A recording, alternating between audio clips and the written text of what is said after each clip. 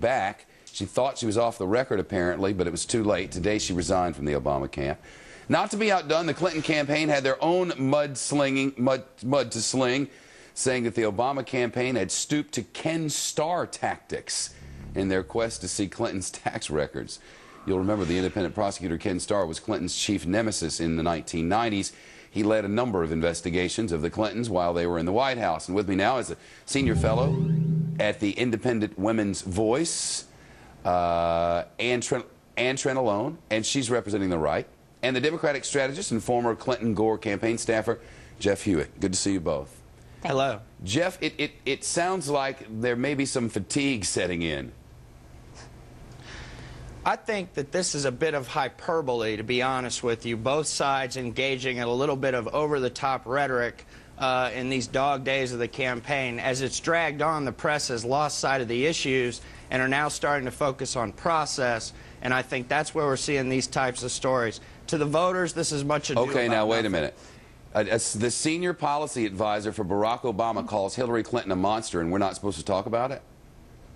Well, it's worth talking about, okay, Shep, but the truth is it's much ado about nothing, and most of the voters are not tuned into this type of petty back and forth, and it's a little bit much ado about nothing. And I'm guessing the Republicans are loving it. Well, basically, I would say that the voters are tuned into this. This is better than Days of Our Lives as far as people looking at and following the campaign.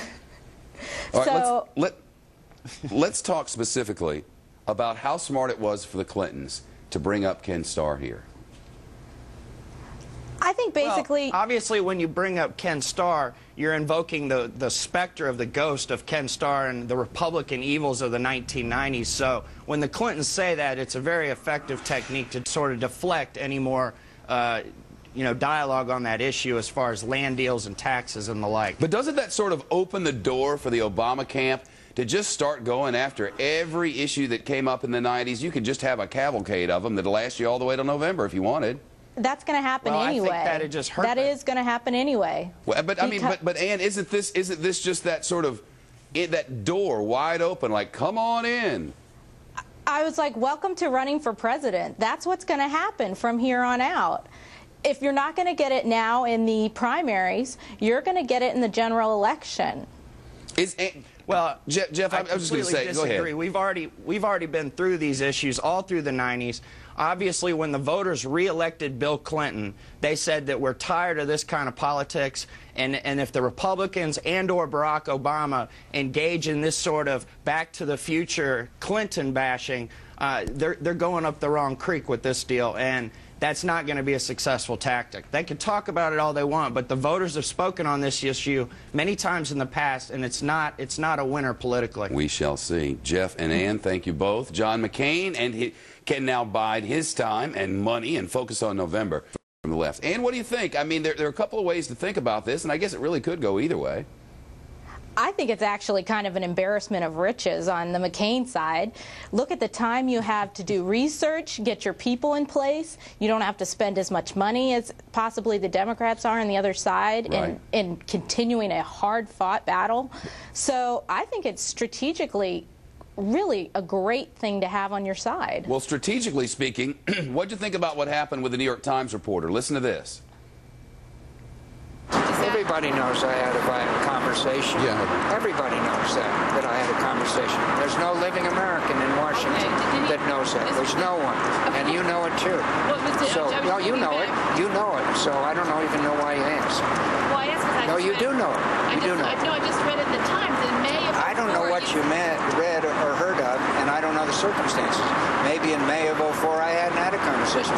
I don't know, but it's well known that I had the conversation. It's absolutely well known by everyone. So do you have a question on another issue? Well, can I ask you when the conversation was? No, because the issue is closed as far as I'm concerned. Everybody knows it. Everybody knows it in America. Can you describe the conversation? Pardon me? Can you describe the conversation? No, of course not. I don't describe private conversations. Okay, can I ask you... Why should I? Then there's no such thing as a private conversation. Jeff?